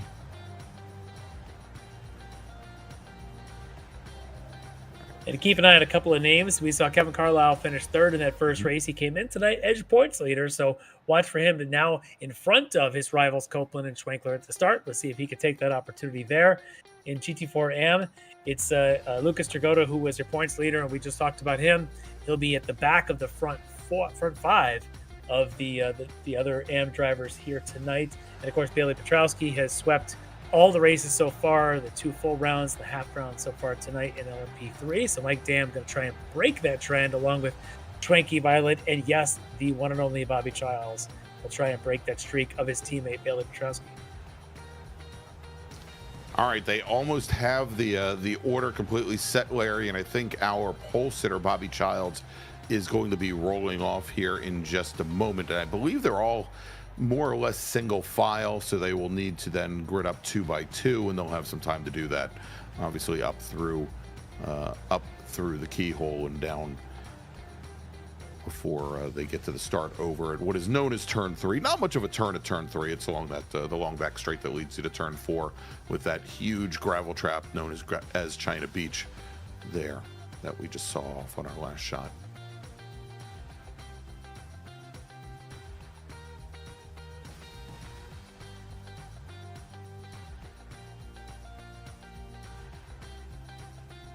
All right, just about there. I'm hearing even the stewards giving them the instructions that we should be just about rolling. And here we go. Bobby Childs, our pole sitter tonight, is now starting the formation lap. And so technically the clock now is underway. So they want to run this formation lap as quickly as possible, Larry, so that they have as much time on the clock. And then the LMP3s can also gap to the GT4s behind them as well. Correct. And now the GT4 leaders will be starting their lap as well. And so again, as we are talking about this, I want to remind everybody that tonight's race stewards are provided by the SCCA Foundation, and they're getting their money's worth tonight, Larry. The SCCA Foundation provides funding for the SCCA Academy, training the next generation of race workers and volunteers that make real-life road racing and apparently virtual road racing possible. Visit sccafoundation.org for more information. As Bobby Childs has the field. Does Bobby help his teammate, or does Bobby help himself? That's the question here. That is it. And green flag is in the air, and we are racing once again here at Mid-Ohio as Bobby Childs, he's got the inside position. Violet to the outside. Bobby's going to try and move over and squeeze his teammate as much as possible here as they enter turn 4 while trying to keep somebody from sneaking up underneath. And as they come up over the crest of the hill at turn 5 madness, it is Bobby Childs who manages to get away. And look at the start there as Travis Schwenke holds off Mike Dam as our GT4 machines now get the green flag, and they are racing as well. And a great start there, Larry, from the outside by Klimovich. Labano, pardon me, in the 34 machine as he gets around Klimovich coming up the hill. That's right, Klimovich is in the Porsche GT4 Club and Sport. Look at this. Jeff Jacobs has snuck in front of a bunch of cars. He's going to hold that fifth spot. And I believe Lucas Tragoda is right behind him. Lucas is not. There's Barrios goes around. Oh, no. Barrios goes around. It looks like Dale Maxwell is involved, possibly John Casey, Russ Ruddick as well. We'll take a look at that in a few more moments. But Bobby Childs leads the LMP3 field up into the keyhole with Violet, Schwenke, Dam, Petrowski. They're your top 5. So no real changes in the order from the start. Baron Glover, Robert Hartley, Leo Dragoda, Cam Beaver, and Jones. Bailey is pressuring the back of, I think that's Dam there in front of him. Bailey may be taking it patiently here. Again, he's talked about trying to take his attitude down a notch here early in races to try and survive, but that doesn't look like survival. That looks like he's forcing the issue around the outside of Dam as he comes down the hill. And then Dam's, of course, got his teammate right in front of him, and I think that's Schwenke. It is Schwenke, and And Schwenke, we saw when they were coming down into turn 4, had moved all the way over driver's right. I think he was anticipating Petrowski trying to make an outbreak move down into 4. Was able to hold it off. However, as we jump back to this fight here, we've got Labano, Klimovich, David Klimovich, that is, Chase West, and Zach Mosley all ahead of Jeff Jacobs. It's Schwenkler and Lucas Dragotta that are now stuck behind Jacobs once again. Mosley trying to force it here on Chase, not able to get through. Chase West doing a good job there holding that position behind Klimovich. So good job there. Meanwhile, Labano is now a second and a half ahead of that group. Back here, look at this. It's Jeff Jacobs doing a lot of right racing now as he's got, is that Schwenkler in the 235 next to him? It's right Copeland beside him is, I think, Schwenkler that just got around in the McLaren, and then he's got Schwenkler right behind in the Porsche, or probably Copeland in the Porsche. He does, and then right behind them, there's Lucas with a familiar sight. Look at the back of that SCCA Foundation car. Yeah, and there you go. Is Lucas Dragotta not able to get through, and the top 4 AM drivers currently now 3 cars ahead of him, and the last thing, that's Andre Wedderburn as he goes off the wall right in front of traffic coming out of the final corner. Oh, Wedderburn again. More drama here as we start the second race. Just in the third lap, he's already gone around Bobby Childs with a live look in actually at his driver's view. That is the expression that's currently on his face as he's leading his field with his teammate. Don't you wish we could have those webcams again, Larry? That is a live look at Bobby. It's a live shot. Freeze face of the Buckeyes. He's having a good old time there leading this field. Again, that's his teammate Violet behind him, and Eric's happy to play good teammate here, keeping the teammates and Orion behind him with Schwenke and Dam. The issue is, I'm sure the front 2 would like to have one more teammate with Billy Petrowski up there with them. Petrowski's going to have to get his way through the Orions if he wants to join his 2 teammates in the front.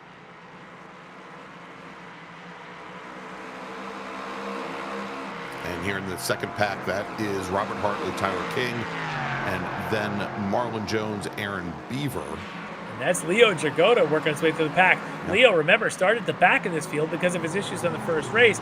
He's already gotten his way up past Hartley, King, Jones, Beaver, and now he's got Baron Glover in his sights. He's going to try and work his way around here through the most difficult section of this track, down through these S's.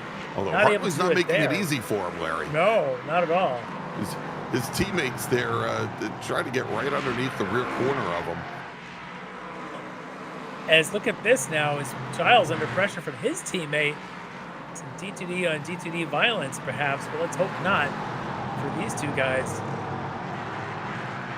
That's Petrowski getting underneath Dam. Wow, what a move going through the carousel. Wow. I mean, you've had such limited opportunities to get these passes done. We saw it in race 1 as well, and took it when he had it. Wow, and Larry, another big incident here as we see the 111 car, Dale Maxwell getting involved. I think Greg Brockway was involved. I'm fairly certain Sean Ankney was in that as somehow well. Nearby. And Mike Dam's off the keyhole. Out at the keyhole. Yeah, so he was in that battle with Petrowski. I wondered if they had extended that battle all the way down the second straight there. I'm sure we'll get a replay here from Lee in a minute, but wow, for Mike Dam, that's rough. That puts him now behind even his teammates Dragotta and Hartley.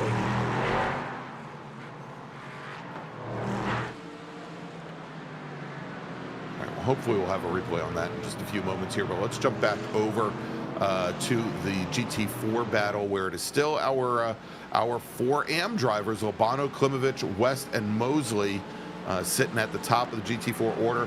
And then there is the McLaren of Robert Schwenkler. Yeah. He is your AM leader. And once again, he has Ken Copeland, his Wrong Stuff teammate, right on the back bumper. Schwenkler trying to get up underneath Mosley there and decided to back out of it. That was probably a good idea there, but he's to see if he can get a better run off of the keyhole. The Mercedes been able to get a pretty good plant off of this, but not the top-end speed, certainly not like the BMWs we've seen. You wondered how do the McLaren stack up? Well, here's your good chance to see it. He looks like he's got a pretty good dig there relative to even to the Cayman behind him, but not enough legs to catch that Mercedes in front of him. Yeah, I was going to say the Mercedes actually at one point, and it looks like the Mercedes maybe lacking a little bit in top end, Larry, but was able to pick up about a car length and a half on the McLaren digging out of the keyhole. Yeah. Meanwhile, Chuck Labano and the young Patriots fan cheering him on. We determined that was his grandson, I believe. Cheering him on there as he's leading the way there. Copeland here still sitting in that second spot behind Schwenkler in the pro category, which is good. But remember, points are awarded on the totals. Well, let's not worry about points. Let's worry about what's going on here. Yeah, let's worry about... That's Baron Glover, Leo Dragota. I think that's the three of Robert Hartley and Mike Dam. Hartley. Yeah, it's three of the Orion cars, and then the Aerokinetics car, I think right there, is that Tyler King? That's Tyler King, I think, that's in there in the 428 machine, the Aerokinetics car. And he basically was able to, as all of the Orion cars were bouncing off of one another, Larry, the Aerokinetics machine at King was able to drive through past two of them. This is the battle for sixth. This isn't the lead. This is sixth. As they're all just still sorting this stuff out here. King forcing now to the inside underneath Hartley as they go around turn one. King with a good exit there. Does he have the top speed in this thing, or is his wings a little bit too much arrow? As Hartley's going to take the lead now into the keyhole at the lead, but the sixth spot back. Hartley has it going into the keyhole. And now Dam underneath as well. And pretty dramatic there, Larry, to see the difference in top speed based on the setup differences between the Aerokinetics car and the Orion car. Hartley not really helping his teammate there with arrow. You see that? He was left of track, right of track, left of track. Dam's going to have to do it the old-fashioned way, which means get to the outside at 4. Now you're on the inside as you crest the hill, and you come down hopefully to hold the line. But now he's got the 55 in front of him of Stephen May. And May has been the recipient of a lot of bumps and bangs tonight. I felt for him there for a second. I thought he was, for a moment there, he might have incident number 3 tonight at some Orion racers' hands. All right, let's take a look here, Larry. Let's go back to the start where we had, I think this was coming out of turn 6 here, where we had a number of cars, and that was Barrios who went around originally, and then it just bottles up there. I almost want to say it was Carlisle that may have touched the inside of Barrios. It may have started that spin, but I'm not sure if any of the stewards ever took a look at that. It was certainly tight in there. In fact, there's been a couple of reviews happened tonight, but in fact, yes, there was a penalty handed to the number 27 of Carlisle.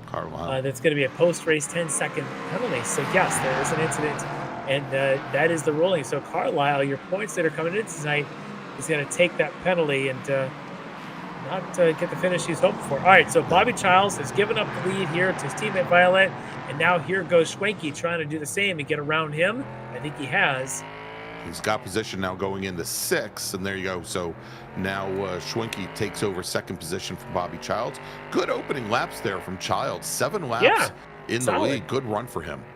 And here, doing a good job of defending without causing incidents. He's still in third. Now he's got a teammate behind him, and I suspect that really fast teammate may pull rank here to Bobby and say, hey, it's time to let the points leader through. But we'll see. We'll see if they play teammates here or if Bailey has to earn it.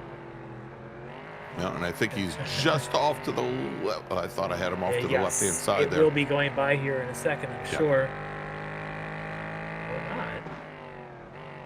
not. Ooh, Bobby a little late on the brakes in the 1. There's some GT4 traffic slowing up, and that's the leaders. Yeah, he almost got into the back of Copeland, I think. Yeah, that's Copeland and Schwenkler, the 2 leaders in the pro category of GT4. Oh, it is snug in that keyhole right now.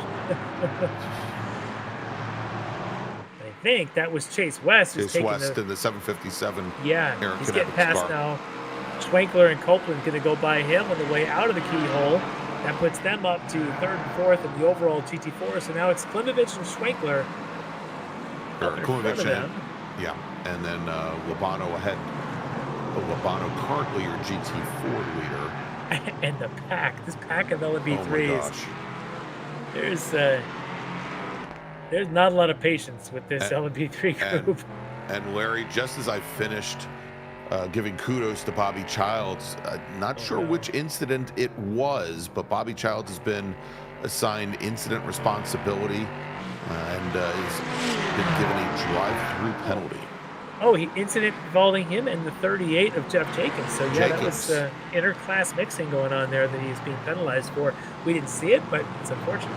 Yeah, that's a drive-through, which is interesting because we saw the penalty that was assigned to the 27 of Kevin Carlisle was a post-race 10-second.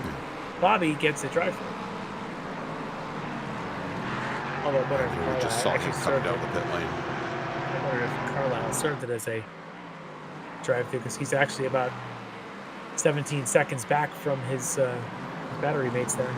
Yeah, but I think the incident with Carlisle may have been the incident that was with I think it was with Russ. Was it with Russ Ruddick? No, it was with Brockway over at the keyhole, and he had already lost a lot of time. That those two cars were tied up there at the keyhole for quite a bit.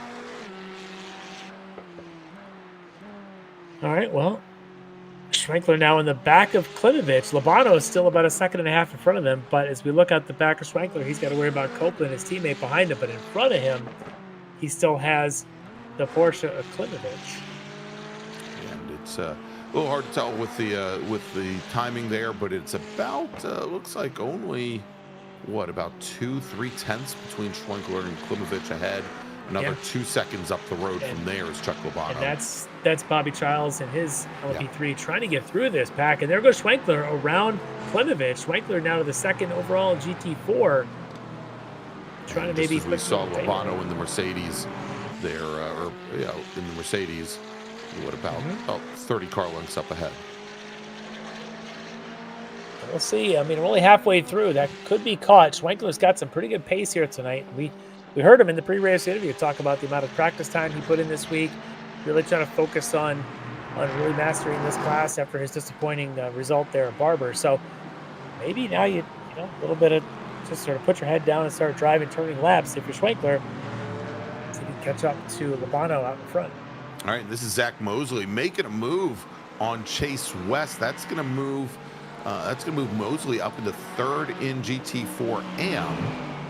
For the time being, let's see if West has a response as they come down in that braking zone at turn 4. He pokes to the outside, and looks like he got on the brakes a little bit early. It maybe feels it's a little bit too early to go and push the effort there with Zach Mosley. Yeah, and that's of course points leader Lucas Dragota right behind him, who won the first round tonight in the AM ranks. Now they've got both them behind him. Of course, Labano leads the AM right now, as you can see in the standings, with Klimovich up their road as well, before you get to this battle of Mosley West and Dragota for third, fourth, and fifth. And Klimovich there was just a couple inches from putting those left wheels off on the outside of the curbing there. Just managed to pull it back in just at the last moment with Ken Copeland directly behind him. It could have been very ugly for both of them there.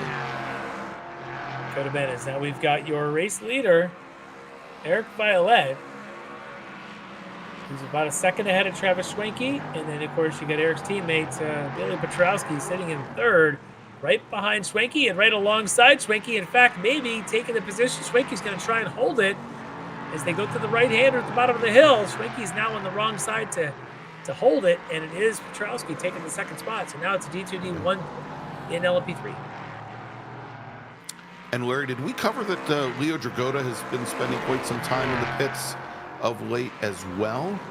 I don't think we saw Leo's incident here. Yeah, we didn't see. Let's see if we can get it here and see what happened to him, because bad things are happening for Mr. Dragota for the second race here tonight. Oh, he just high-centered it. It looked like. And Jeff Jacobs there also had an issue. Yeah, Jacobs was already off there, and I think that was that earlier incident that we were talking about. Got tapped from behind right as he was riding up along the curbing there, and put the car around, and apparently a good amount of damage as Leo Dragota still in the pit lane now, running about almost 7 minutes in the pits. The stewards investigated a incident between the 118 of Leo Dragota and the 27 Kevin Carlisle. They determined there's no action from that. I think that may have been it. That may have been Carlisle that he was following through turn 1. So that's a lot of incidents happening right around here. These stewards are busy tonight as Chase West still sits at fourth. Again, this is his premiere here in the Ricmotech Monday Night GT4 Sports Car Series, and had a good qualifying session, put it on the front row of the AMs, and third row overall on the grid, and now he's realizing that, man, these guys are fast here. Yeah. Speaking of fast, Petrowski has caught teammate Eric Violet. Now Violet's got to defend for his life through this traffic. Brockway. Going around Brockway. He's trying to just stay out of the way. And that is Schwenke now right behind Petrowski. Yeah, he has managed to use traffic to his advantage, Larry, and went around 2 different drivers going through the carousel, and has managed to plant himself right on the gearbox. Now we'll see if Schwenke our double race winner. Yeah, see if he can keep this aggression up and try to make a move up Petrowski, which would help Violet in front. And Petrowski's got to start going defensive. Petrowski's best defense right now might be to make an offensive move on Eric Violet. He's not close enough this time, but there's more traffic coming. That can be an opportunity for both Schwenke and Petrowski to catch up to Violet again. Just see who that is. One of the Mercedes up there. That's John Casey, the 78. John Casey in the Mercedes, yeah, the 78 car. He's going to try and stay out of the way as Schwenke goes to his right. This section of the track, it's just one blank corner after another. Exactly. And you saw Casey, he tried to keep the car out of the way, but there is always that question in your mind, Larry, whether you've got enough room to make it through. And you saw there where Schwenke just played it safe and got out of the throttle even momentarily. Yep, so he'll take the fight another lap or so when he gets the chance. Petrowski now has a chance on Eric Violet. He's probably got to get a pretty good run off of one to maybe get up somewhere in there. And he's got to pick his line around the keyhole. And there's more traffic in front of him. That's one of our BMWs. I think that's Anthony in the 02 car. Yes, it is. And he's staying out of the way and letting these two play through and make that 3. As Schwenke joins the fight. Petrowski is going to try going around the outside, Look at this. Can't make it stick, but he certainly gets an effort grade there. And Larry, that looked very reminiscent of our 2 Mercedes that went and drifted all the way through turn 9 and raced in the first race this evening. These are teammates. Yeah, these are teammates doing that.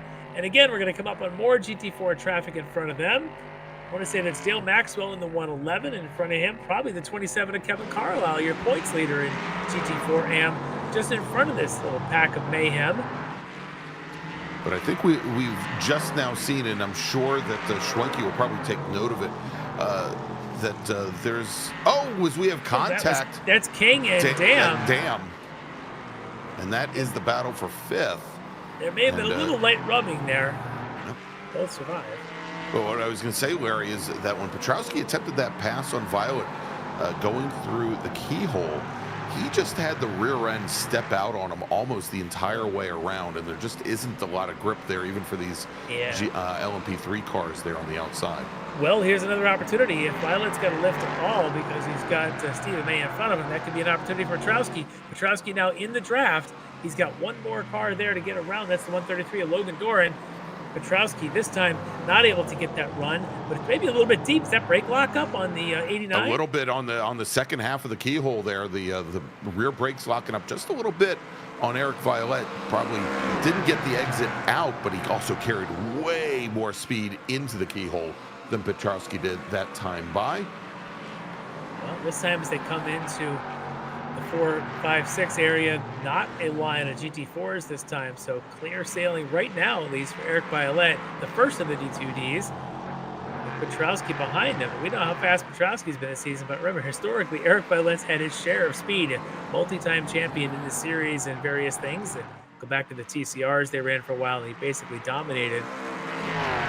But yeah, looking at him now, Petrowski's looking for opportunities.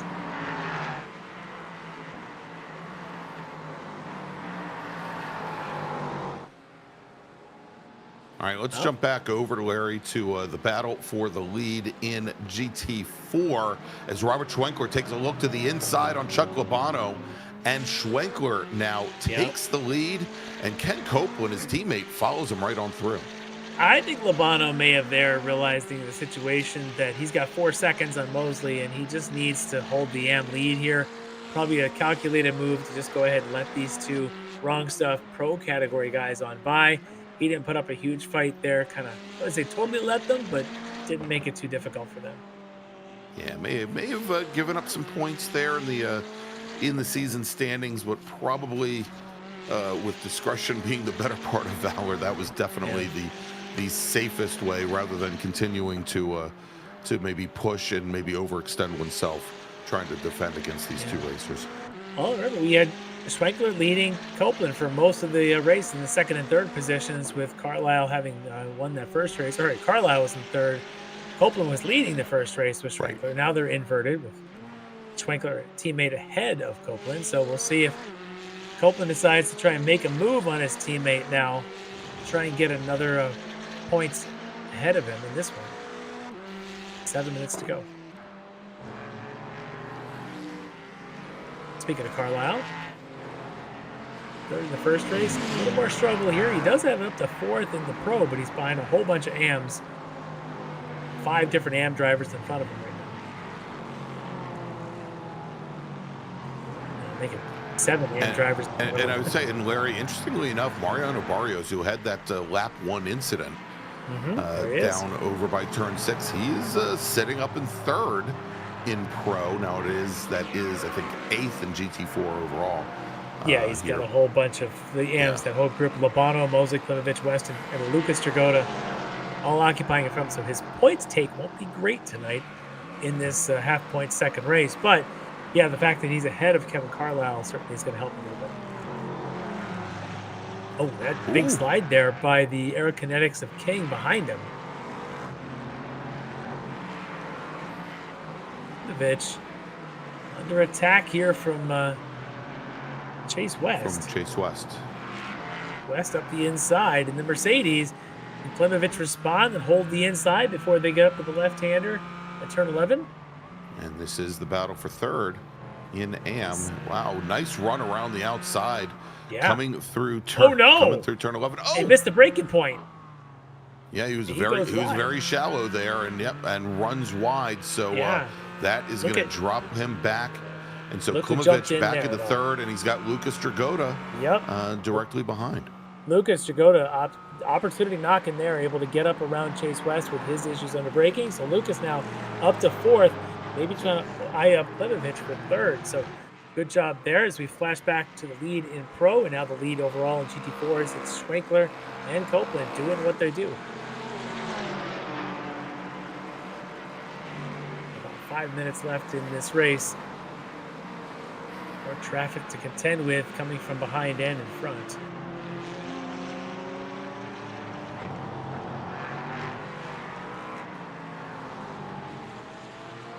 We're seeing it again, Larry, where these drivers have been pushing these cars so hard, these 30-minute sprints. They don't have rear tires left at the end of a 30-minute race.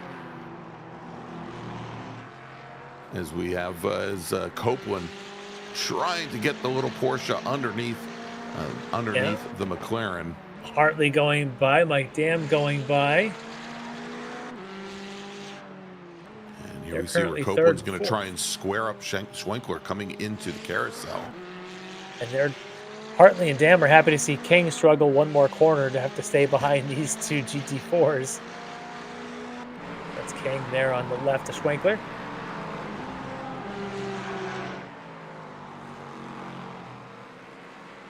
All right, so just about 4 minutes remaining in our second 30-minute race.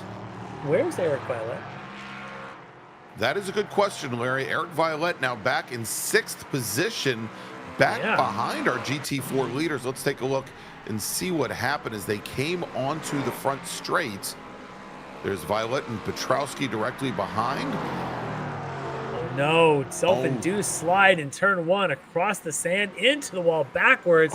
That's a good bounce, but that's going to cost him several positions out of the lead all the way to 6th for Eric Violet. Oh my, so that now moves Petrowski to the lead. He's on mark here, Larry, to take his 6th win in a row or 4th win in a row, this season. Travis Schwenke up to 2nd, Mike Dam to 3rd, and then Robert Hartley to 4th. Yeah, that was that pressure Petrowski was putting on Eric Violet. Violet ends up probably inducing that himself. He turned in late, didn't get the nose down to the apex and the rear end, just kind of walked around on him. Can't do that with those cars. Copeland, though, look at this, pushing Schwenkler, pushing. Is he going to at least show the inside? Does he think he can do this in a 1? Do we have a pass for the lead? We do. Ken Copeland now to the front. The GT4 is ahead of teammate Schwenkler. Does Schwenkler respond? Well, he's got a good run coming up to the keyhole, Larry. Right alongside. Oh, the Porsche. Nice and controlled in the brakes. Schwenkler going to try and get a plant the back end of that McLaren. And I'll tell you, Larry, I don't think he's out of fuel. He's on that LMP3 car through. But Schwenkler made it look a lot easier for Copeland than I thought it would have been going into turn 1. He may have realized he got a bad exit out of the carousel down that short straight, and that may have been enough to say, you know what, I'm not gonna fight with my teammate. And also, he's trying to protect a couple of back-to-back second places. That's a solid run for him tonight if he could do that. That's going to be nearly the most points anybody in GT4 could get tonight. But not over yet. Minute and a half to go. White flag still pending to be thrown. Yeah, Petrowski just started his penultimate lap. Should get the white flag next time by.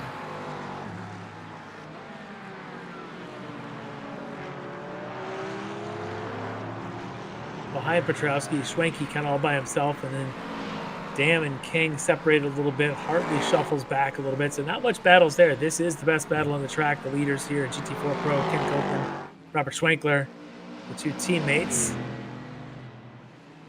Kevin Carlisle currently 4th in Pro behind a whole bunch of AM cars, and now he's got the 68 Tom Jenkins in front of him. That's for position on the track. Jenkins at AM, Carlisle in the Pro, but every position that Carlisle gets, it's more points he can earn towards the seasons. Yeah, and coming in as the points leader, this actually becomes critical on a bad night, on a bad race, bad half of a night. You want to make sure you maximize whatever you can. Petrowski doesn't want to have to do that kind of math. No, well, I can't do that kind of math. All right, Petrowski coming onto the front straight. He's going to get the white flag. 1 lap to go here at Mid-Ohio, and Larry, he crosses the line with 3 seconds on the clock. Anybody that wasn't planning on having enough fuel may be running it. As this is getting spicy here, that's Klimovich, Lucas Strigota, and then behind them, I want to say that's Chase West. Chase West in the 757 Mercedes, This is for 3rd in the M category. Lucas on through, taking that spot right now. He'll get the white flag next time by, so they'll have a whole more lap of this thing. Behind them is Mariano Barrios, who wants to pick up a couple of spots and get some more points in the Pro category. He's 3rd, but boy, if he can pass a couple of amps, that'll help his cause. Klimovich can have something to say about it. He's shuffled back to 4th or 5th now in his class. He doesn't want to give up anymore.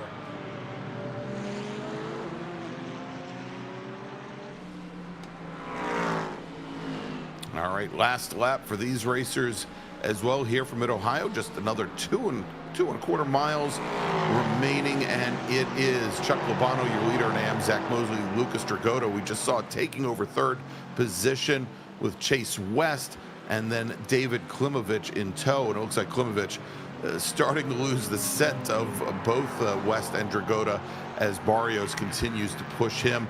As our leader in LMP3, Bailey Petrowski, comes across the line, takes his 2nd win of the evening, his 4th win in a row here this season, season number 6 of the Sports Car Series. Finishing 2nd will be Travis Schwenke. His teammate Mike Dam works his way back up into 3rd, and then a good opening night here for Tyler King, who finishes 4th in LMP3. If we move over now to GT4 Pro, here's our leader Ken Copeland from the Wrong Stuff in his Porsche GT4 Club Sport, with Robert Schwenkler in his McLaren, his Wrong Stuff teammate, in 2nd. And Larry, these two racers have been probably no more than 3 to 3.5 car lengths apart all evening long across 60 minutes of racing. And taking the win will be Ken Copeland. Schwenkler will finish in 2nd, and we'll see here, likely Mariano Barrios will finish in 3rd. He's just now coming out of the final corner. Good race there for Chuck Labano. Opportunity with the inverse grid. He was able to open up a margin there on the rest of the M category, take the M win tonight. So Chuck Labano, well done. So Labano takes the win in AM, Zach Mosley 2nd, Lucas Dragota will finish in 3rd. All right, so Larry, let's take a quick break, and when we come back, we'll hopefully talk to some of our podium finishers here at Mid-Ohio, where you've just seen round number 3 of the Extreme Motorsports Ricmotech Sports Car Series. We'll be right back. Ricmotech high-performance sim racing equipment. Whether you're just looking to have fun, train for race day, or become a serious esports competitor, Ricmotech has you covered. Hundreds of name brand parts. Support from experts that love sim racing. Trusted by the pros. There's only one place to go, Ricmotech.com. The SCCA Foundation is a 501c3 organization serving as the charitable arm of the Sports Car Club of America. One of the programs partially funded by the foundation is the SCCA Academy, an online learning management system used to keep real-life racing track officials up to date on the highest standards of race safety and officiating. Through this program, the SCCA Foundation is supporting the future of the best trained corner workers and event officials in motorsport. You can support these efforts at www.sccafoundation.org.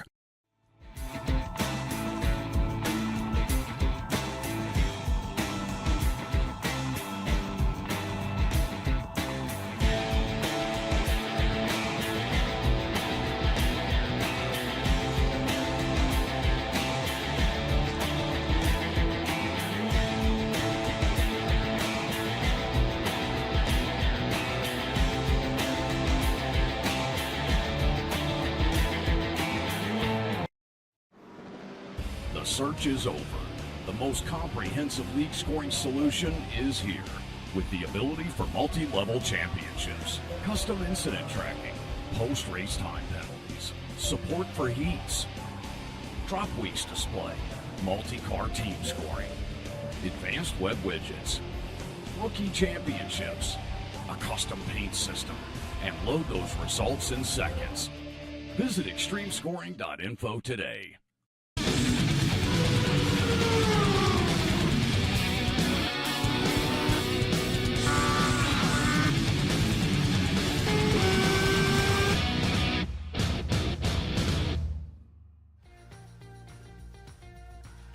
And welcome back, everybody, to Mid-Ohio, the Mid-Ohio Sports Car Course in Lexington, Ohio, where we've just seen round number 3 of the Extreme Motorsports Ricmotech Sports Car Series. And let's take a look at the finishing order from race number 2 here tonight, where we had taking his second win of the evening, Bailey Petrowski in LMP3, Travis Schwenke finishing second, Mike Dam rounding out the podium there. And then in GT3 Pro, Ken Copeland taking the win for the Wrong Stuff.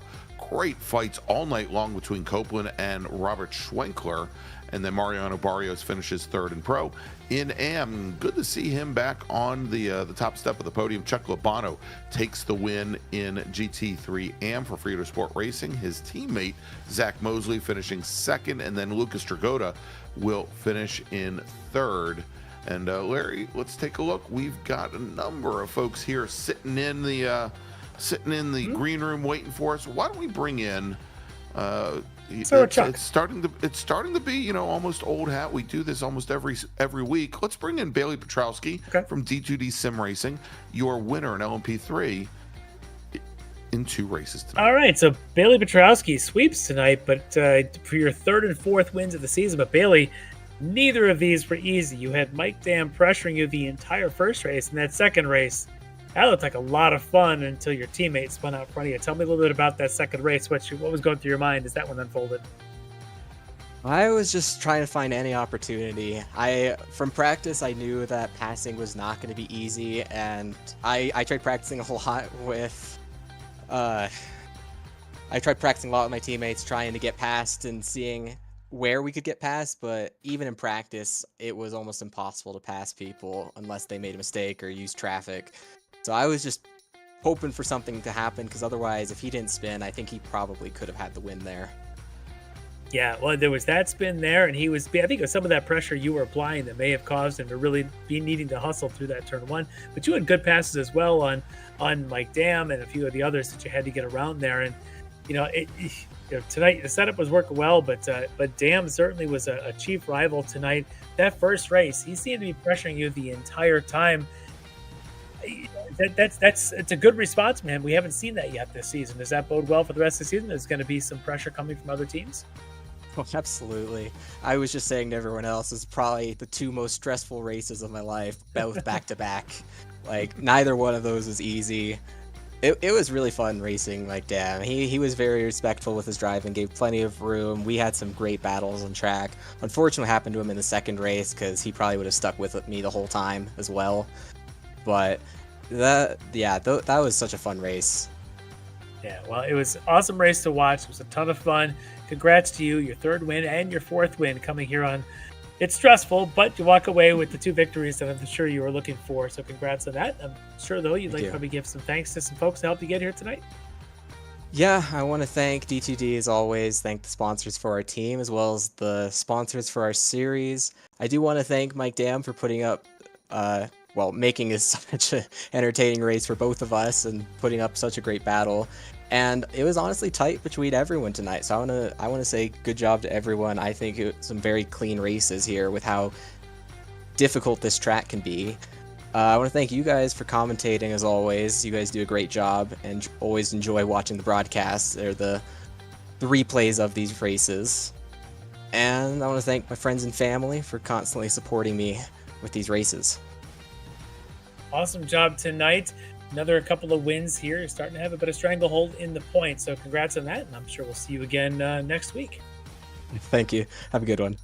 All right, everybody, there you go. Bailey Petrowski from D2D Sim Racing, our winner in both race number 1 and race number 2 in his LMP3 Ligier. All right, let's move over now, Larry, to GT4. And we're going to bring in our race winner from race number 2, driving the number 15 Wrong Stuff Porsche. It's Ken Copeland.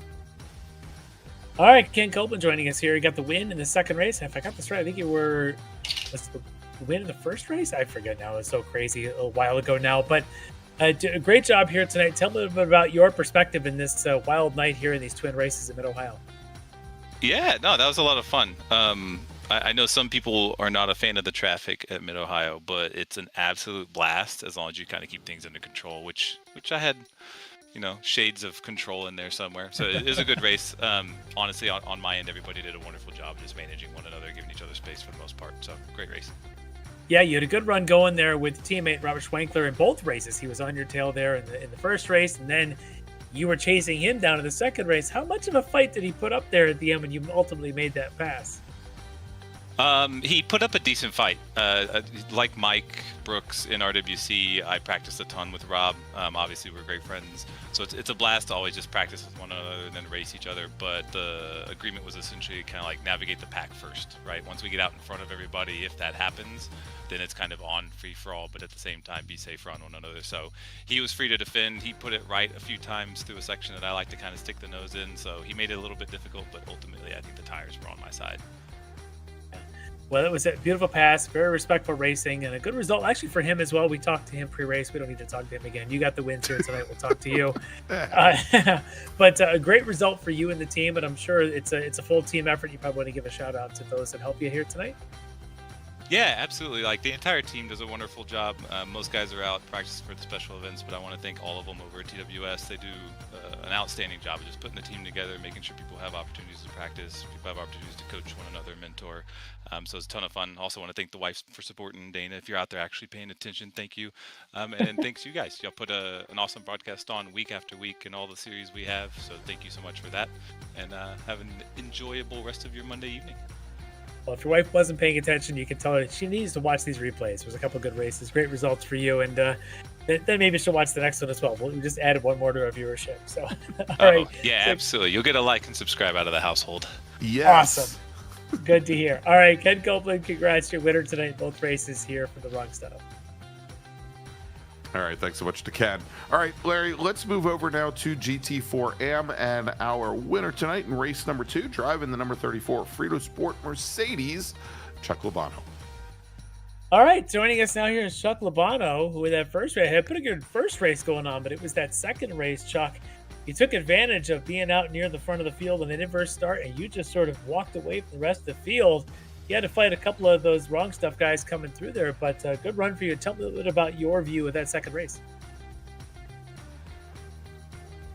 Chuck? Or don't. Chuck. He's speechless. Chuck maybe having microphone issues? He's not muted. On. There he is. Oh, wait. There he is. Hey, Chuck. Got to take it out of my mouth before I start talking. What was it doing in your mouth? It's my bubba. I like to suck on it for luck. Yeah, I mean, boring race is a good race. I struggled in the first race, but the second race I didn't have a lot of traffic, and I guess they were all fighting to see who gets to pass me first. So about half the race I was all alone. That's the deal, right? You get out there alone because you managed to get by Klimovich there at the start and make sure you put him behind you, and that actually was probably the best thing you could do for yourself. It forced Klimovich and the rest of the gang to figure out for about half that race while you're out there just putting in essentially qualifying laps. So, but then you had the two pro class drivers come up on you. How much of a fight were you willing to put up with them, or at that point you're thinking they're not not my fight? I thought about it for a long time, watching them get bigger in the mirror. But just because of the timing of the keyhole, it just made more sense to just move over and let them both by than falling behind. I had a big enough gap from Zach that I probably could have just, hung out till the end of the race, which is kind of what happened. Yeah. Well, sometimes you gotta win them that way if you're gonna get any wins. And tonight, the winning was on your side here in the second race. A lot of fun here tonight. This place is stressful. It is crazy, but it's always got to feel good to get a win. But I'm sure you get some folks in your cheering section that you maybe want to give a shout out to here getting a win tonight. Well, mostly the Frito gang. They do a great job of keeping me sane, and when I'm losing my mind, they'll bring me back. So those guys do a good job. You guys are always professional, even when I'm here. And all the XMS guys, Kevin and Jeff and all them they run a good show. Yeah, well, awesome job tonight. And hey, Greg, he called us professionals. But that's awesome job. Like the second time somebody's referred to us as professional. I don't know what they know that we don't, Larry. Yeah, well, Chuck, tonight you put on the show here tonight. It's all about you getting that win here today. Congratulations on that, and Frito Sport Racing. We'll see you in a couple weeks. Awesome. See you later, guys. All right, there you go. Chuck Labano, who's now going to go back to using his bubby. And and Larry, I've got a security blanket for us, so don't worry. All right, Larry, let's wrap things up here tonight. Security blankets in the form of maple syrup, then we're fine. Yeah, well, we'll have the maple syrup as of this next weekend, I guarantee you. Thank you, Bolduc Farms. All right, let's wrap things up here. Let's take a look at what we've got coming up in the next couple weeks here across our different Ricmotech series. Next Monday night, June 10th, the Ricmotech World Challenge returns. That's for our GTP and GT3 racers. We're going to be in the Emilia-Romagna region of Italy once again, this time at the Misano World Circuit for a 75-minute race to the checker. And then in 2 weeks, the SportsCar series heads to Germany at the Motorsport Arena Oschersleben for a 60-minute race. And then in 3 weeks, it's the big 90-minute run at Le Mans, and of course the Touring Car Cup for our MX-5 Cup and GR86 Cup cars returns end of August 26th. You want to join us then? All right, so for Larry Lefty McLeod, for Lee Thompson, I'm Greg Ginsburg, and we'll see you next Monday night, 8 a.m. Oh my gosh, 8 p.m. Eastern Time. Have a great week, everybody. Ricmotech, high-performance sim racing equipment. There's only one place to go, ricmotech.com.